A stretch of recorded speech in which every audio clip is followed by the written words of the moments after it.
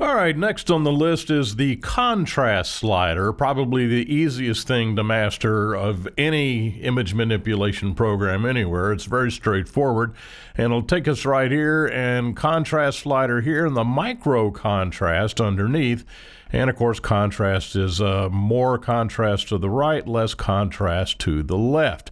Now, this micro contrast, I have yet to really figure out. I think it's trying to emulate the clarify slider in Adobe Camera Raw, but it's not doing a very good job. I never use this micro contrast slider, and I also never use the contrast slider because there are so many different, better ways to do contrast than the contrast slider, strangely enough. So if it were me, I would say just don't even use this contrast slider. Go to the lesson on the tone curve, or up here at the selective tone, or just about anything else other than the contrast slider. And the reason for that is because it's one half of the brightness spectrum is darkened and the other half of the brightness spectrum is brightened equally, and that's just not going to give you the result that you really want under any circumstance.